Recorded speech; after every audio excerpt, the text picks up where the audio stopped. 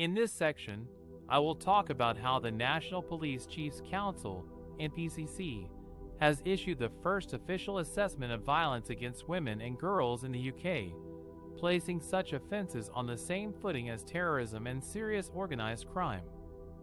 The NPCC is the body that coordinates the operational response of police forces across England and Wales. It has recently published a 230-page document that outlines the crimes that pose the biggest threats to women and girls, such as domestic abuse, rape, child sexual abuse, and online harassment.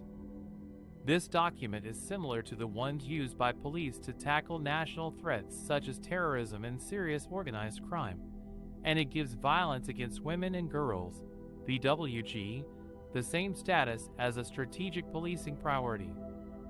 The NPCC said that the purpose of this assessment is to help police forces better understand the influences and levers that contribute to VWG, and to guide them in allocating their resources and expertise to prevent and respond to these crimes. The assessment also aims to improve the justice and support outcomes for victims of VWG, who often face barriers to reporting and accessing services. The assessment is based on data from across policing and insight from partner organizations such as the Crown Prosecution Service, CPS, and police and crime commissioners.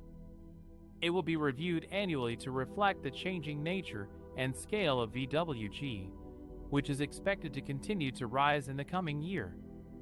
The NPCC's assessment comes at a time when public trust and confidence in policing has been shaken by several high-profile cases of police-perpetrated violence against women and girls, such as the murder of Sarah Everard by a serving officer.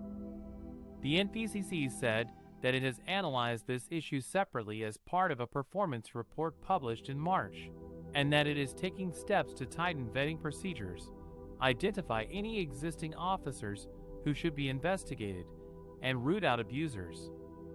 However, some campaigners have said that more concrete action is needed to reform policing itself and to address the sexism, racism, and other forms of discrimination within the police culture. The NPCC's assessment is a significant step in recognizing VWG as a national threat that requires a coordinated and comprehensive response from policing. However, it also highlights the challenges and gaps that remain in tackling this pervasive problem that affects millions of women and girls in the UK every year. One of the most shocking revelations of the NPCC report is the number of police officers who have been accused of violence against women and girls. Between April and September 2020, a total of 1,562 officers faced allegations of such offenses, ranging from domestic abuse to rape and murder.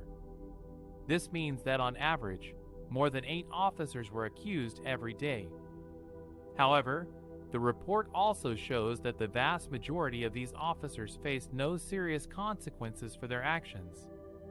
Only 13 officers were dismissed from the force, while 62 received written warnings and 117 were given management advice.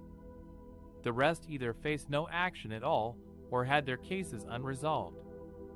This raises serious questions about the accountability and integrity of the police force, and how it can protect women and girls from violence when some of its own members are perpetrators.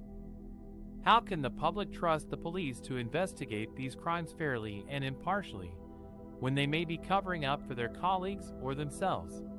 How can the victims feel safe and supported when they may be met with disbelief or hostility by the very people who are supposed to help them?